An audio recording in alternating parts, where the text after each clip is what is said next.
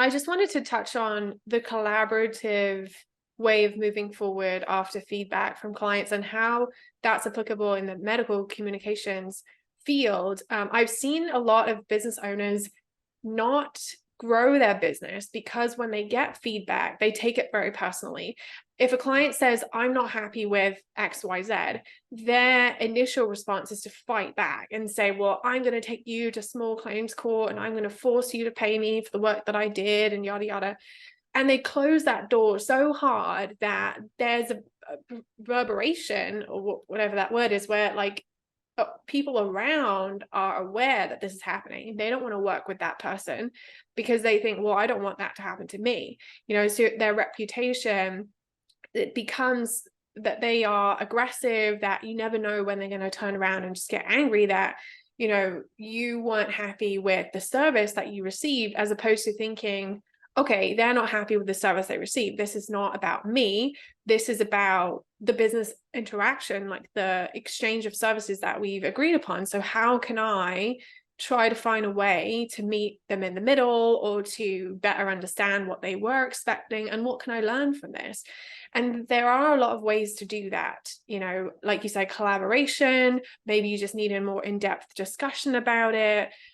Another situation I've seen is when someone's invoice has been too high, the client will just slam the door in their face, as opposed to, the writer saying, let me know if there are any issues with this, maybe we can discuss it. Or maybe up front, they weren't clear on their pricing structure because they were too afraid to talk about it. And then when the invoice came in, it was almost too late because they didn't have that communication, or they didn't lay out the expectations ahead of time. But like you said, sometimes it's just impossible for the client to know exactly what they want up front, or it's impossible for you to be able to be on exactly the same page. So therefore, you have to accept that there are going to be cases where you need to take a step back. You need to come at it from a different angle. You need to think, how can we tweak this? How can we approach this differently? Do I need to modify my invoice? Do I need to add more services? Do I need to bring someone else in? There's different ways in which you can approach it, and you cannot expect yourself to just know everything and do everything perfectly right off the bat. Well, yeah, it happens like in legal nurse consulting. So oftentimes you get contacted with an attorney. And my question is, what's your budget? Let me know what your budget is, and I can tell you what I can offer for you. Because it depends on how many medical records I'm going to get. I mean, if you're going to give me 2,000 pages to review, and your budget's $500, it's probably not going to be feasible, right? But we can work around that. So you can say, okay, what's the one piece that you really want me to focus on? Let's focus on Mhm. that and get you what you need.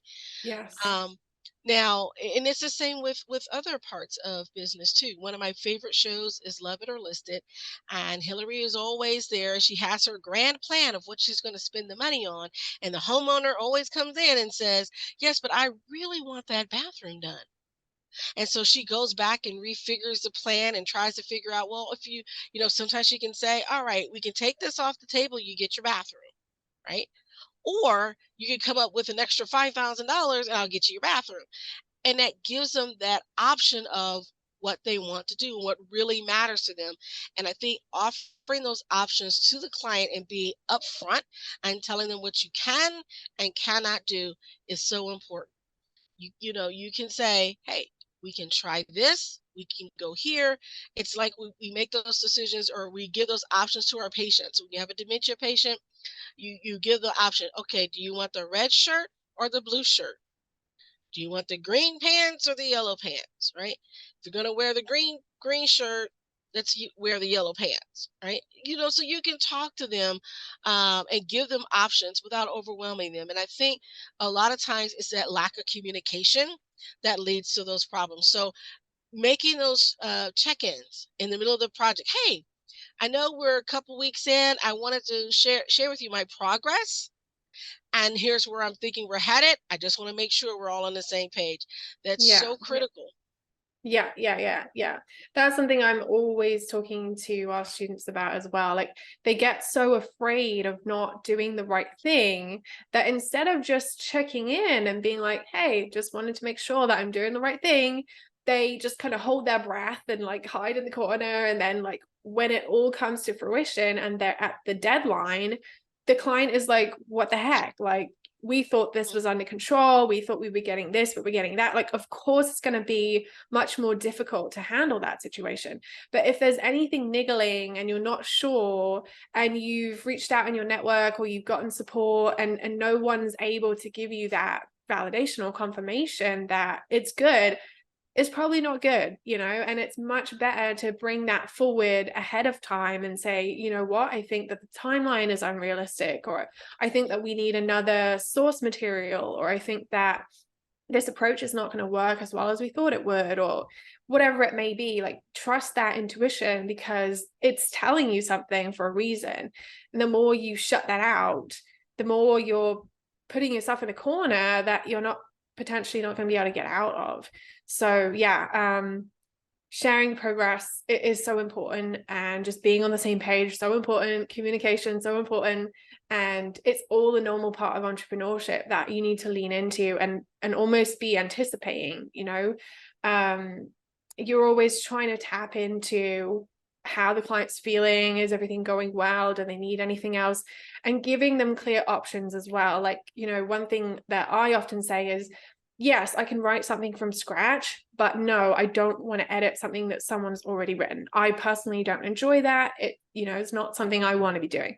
Whereas somebody else would say the opposite. They'd say, I don't really enjoy producing something from scratch, but I can take something and improve upon it. I can turn something that's good into something that's great. And so it's just allowing yourself to have those preferences, communicate those preferences, set those boundaries, set those expectations, and not be afraid to alter things, tweak things, change things as you go. Because ultimately, if the client is not happy, you're going to have a problem. Definitely. Yeah. And Yeah. you know what?